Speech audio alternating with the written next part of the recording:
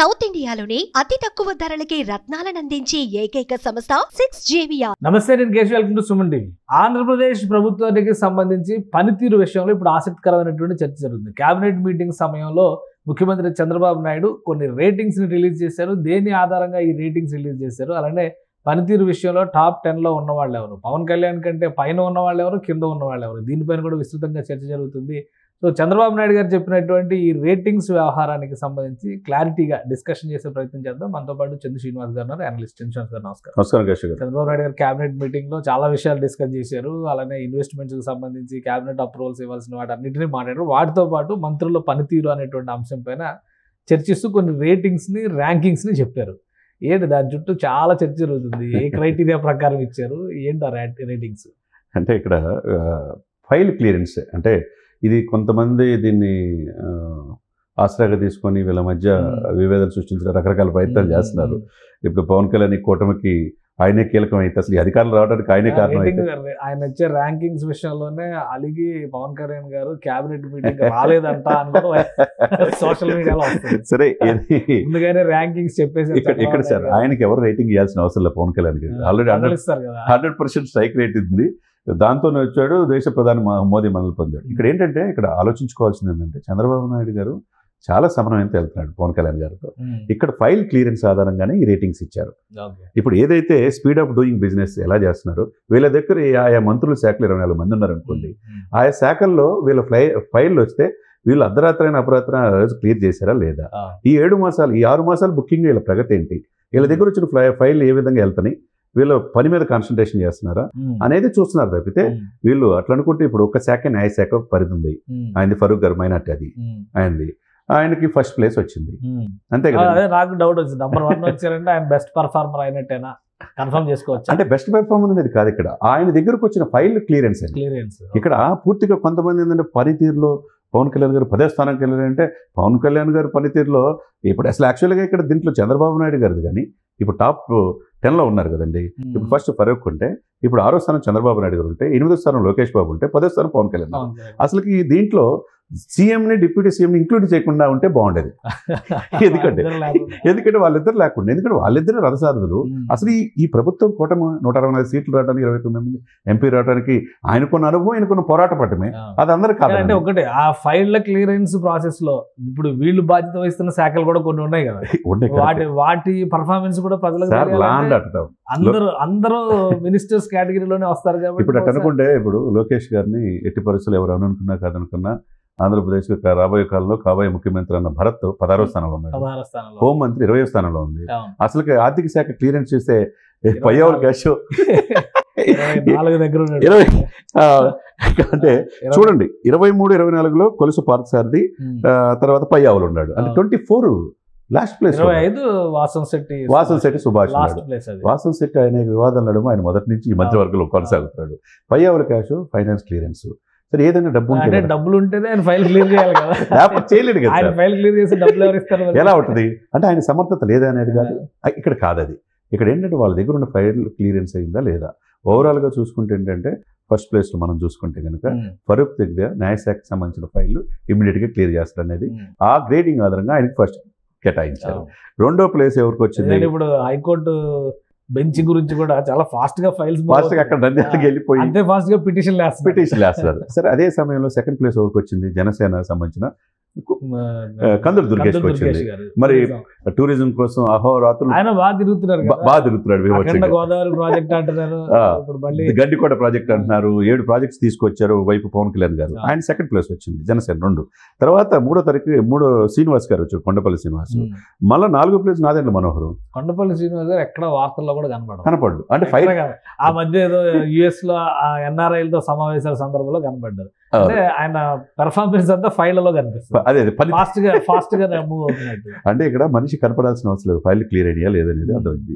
ఇప్పుడు ఇక్కడ ఎవరున్నారు? నాదెండ్ల మనోహర్ గారు. డే 1 నుంచి కూడా సత్యకుమార్ గారు స్కూల్ కాలేజ్ అదే హాస్పిటల్ వైపు వెళ్తా ఉంటే, ఈయన అసలు సివిల్ సప్లై ఎక్కడైతే ఉన్నాయో 55,000 మెట్రిక్ టన్నులు పట్టుకున్నాడు. రెయిన్బోలు కష్టపడుతున్నాడు. కాబట్టి ఆయనకి స్థానం 4వ స్థానం మనోహర్ గారికి ఇచ్చారు. ఏదైనా డెవలప్ బాలవీరేంద్ర శాఖ 5వ స్థానం, 6 చంద్రబాబు నాయుడు గారు. సార్ చంద్రబాబు నాయుడు గారి దగ్గర మంత్రులు తీసుకున్న అనేక శాఖలతో పాటు లా అండ్ ఆర్డర్ పరిపాలన మీద ఆయన పాపం కేటాయించబడని శాఖలు అన్ని ఆయన ఉంటాయి. పాపం ఆయనకి ఇప్పుడు ఇక్కడ ఏంటంటే ఇక్కడ ఈ వివాదాలు రాకుండా ఉండటానికి ఒకటి మార్గం ఏంటంటే దీంట్లో సీఎం గారిని డిప్యూటీ సీఎం గారిని ఇంక్లూడ్ చేయకుండా ఉండాల్సి. వివాదాలు వాళ్ళ మధ్యలో లేవు. ఇప్పుడు మీడియా సృష్టికర్తల గురించి వాళ్ళు ఎక్కడ ఆలోచిస్తారు? ఇప్పుడు చంద్రబాబు నాయుడు పాయింట్ ఆఫ్ వ్యూలో చూస్తే స్పీడ్ ఆఫ్ డూయింగ్ బిజినెస్ అని చెప్పి నిజంగానే మీరు అన్నట్టు కాలికి బలపం కట్టుకొని తిరుగుతున్నారు పాప. అసలు మినిస్టర్స్ స్పీడ్ ఆఫ్ డూయింగ్ లో లేకపోతే జీరో కదా మళ్ళీ మిగతా అంత పర్ఫార్మెన్స్. కాబట్టి నేను పని చేస్తున్నాను, మీరు పని చేయడం కోసం ఆయన నంబర్ కూడా పెట్టుకోరు. అది ఒకటే, అది కూడా ఇంపార్టెంట్. అంతే మేమైనా దీంట్లో భాగమే. అంటే we're the custodian of Andhra Pradesh people. ఎన్నో ఆశల మధ్య మనల్ని గెలిపించినప్పుడు మనం బాధ్యత పనిచేయాలని ఒక రకంగా వాళ్ళకి ఇండికేషన్. నెక్స్ట్ రాబోయే 6 నెలలు అయినా పనిచేస్తారా, లేకపోతే ఇంకో 2 years యాక్చువల్గా ముందే చెప్పారు ఈ 2 సంవత్సరాలు మీరు ప్రామాణికంగా తర్వాత మార్చేస్తాడు. ఎంతమంది కొత్త వాళ్ళు వచ్చే అవకాశం, వీళ్ళు పనితీరు మెరుగుపడితేనే ఉంటుంది. మీరు అట్లా అనుకుంటే బుడమేరు పొంగితే పాపం రేయం బాగులు పాపం ఇంటికి కూడా వెళ్ళకుండా నిద్రాన్ని మారి రామానాయుడు గారు పాపం అక్కడ మొత్తం కట్టించాడు కదా సార్. ఆయన ఎక్కడ ప్లేస్లో ఉంది, నిమ్మలనాయుడు 16వ ప్లేస్లో. మరి ఏదైనా కానీ ఇక్కడ ఏంటంటే ఫైల్ క్లియరెన్స్లో ప్రామాణికంగా తీసుకోవాలి కానీ పనితీరులో కాదు. పనితీరులో అట్లా అనుకుంటే పవన్ కళ్యాణ్ గారు 22 ప్లేస్లో ఉంది. మరి అప్పుడు దాన్ని ఏ విధంగా అనుకోవాలి మనం? ఇక్కడ ఏంటంటే పనితీరు అనేది కాకుండా పనితీరు ఫైల్ క్లియరెన్స్ మాత్రమే. బిజినెస్ ఫాస్ట్ గా జరగాలి, అడ్మినిస్ట్రేషన్ ప్రాసెస్ లో స్పీడ్ డెసిషన్స్ ఉండాలి, స్పీడ్ ఇంప్లిమెంటేషన్ ఉండాలి, తగ్గట్టుగా టీం వర్క్ పనిచేయాలి. ఇది ఈ డిస్కషన్ ఎజెండా అనుకోవాలి. అదే అనుకోవాలి. ఎందుకంటే ఇక్కడ పవన్ కళ్యాణ్ గారి పంచాయతీరాజు, గ్రామీణాభివృద్ధి, గ్రామీణ నీటిపారుదల చాలా కీలకమైన శాఖ, అటవీ శాఖ అభివృద్ధి, సైన్స్ అండ్ టెక్నాలజీ. పాపం ఆయన ఎక్కడ అసలు ఏ అనుభవం లేకుండా రోజు 16 గంటలు కష్టపడతా ఉన్నాడు కదా. పనితీరులో ఆయనకి అసలు పేరు పెట్టే ఇది ఎవరికి లేదు. కాబట్టి వీళ్ళు చంద్రబాబు నాయుడు గారు, పవన్ గారు ఆయన ఫైల్ అన్ని కూడా అన్ని అక్రమాలు గతంలో జరిగిన మరి అవన్నీ కూడా చేయాలి. మీరు అన్నట్టు గుంతలు పూడ్చే పనులు ఇవే ఉన్నాయి. 24వ ప్లేస్లో ఉన్నారు ఆర్థిక శాఖ మంత్రి. ఫైల్ ప్రతిది కూడా డబ్బుతో ముడిపోయింది. ఎలా అయితే సంతకం పెట్టాలి రకరకాల ఆలోచించాలి. అదేవిధంగా పవన్ కళ్యాణ్ గారి దగ్గర ప్రతి ఫైల్ కూడా మిగతా మంత్రుల్లా కాకుండా ప్రతిదీ క్షుణ్ణంగా పరిశీలిస్తున్నాడు. అందులో మీరు అన్నట్టు ఎక్కడో నేపాల్ బార్డర్లో ఎర్రచందనం దొరుకుతుంది, షిప్పులు ఇదవుతా ఉన్నాయి, సీజ్ ద షిప్పులు కాంచి ఉంది. ఇవన్నీ ఒక అయితే సరస్వతి భూముల్లో ల్యాండ్ల మీద వెళ్తున్నాడు. ఒకవైపు రెవెన్యూ ఎక్కడో మదనపల్లిలో, పొంగనూరులో దాని మీద కూడా కాన్సన్ట్రేషన్ అటవీ శాఖ అధికారికి ఇచ్చేస్తున్నారు. రాయలసీమ ఒకవైపు.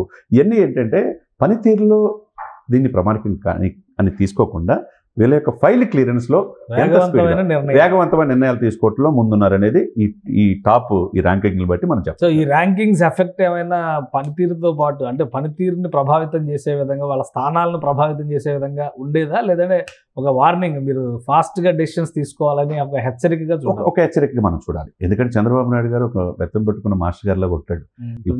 ఇప్పుడు కొద్దిగా తన విధానాలు నేను మారిన మనిషి అంటున్నాడు కానీ అసలు టెలికాన్ఫరెన్స్లన్నీ నిద్ర కూడా పనిచ్చేవాడు కదా ఒకప్పుడు.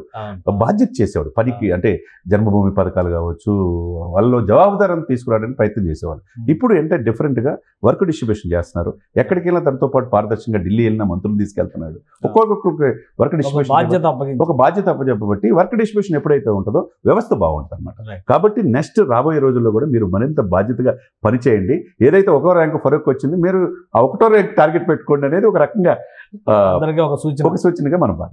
థ్యాంక్ యూ శ్రీనివాస్ గారు. ఇది ఆంధ్రప్రదేశ్లో మంత్రుల డెసిషన్ మేకింగ్లో ఉన్న స్పీడీనెస్. దీనికి ఒక టెస్ట్ పెట్టారు చంద్రబాబు నాయుడు. ఎందుకంటే పదే స్పీడ్ ఆఫ్ డూయింగ్ బిజినెస్ గురించి మాట్లాడుతున్నారు కాబట్టి గవర్నమెంట్కి సంబంధించినటువంటి డెసిషన్స్లో, ఫైళ్ల క్లియరెన్స్లో ఎవరు వేగవంతమైన నిర్ణయాలు తీసుకున్నారనే అంశానికి సంబంధించిన ర్యాంకింగ్స్ మాత్రమే ఇవి.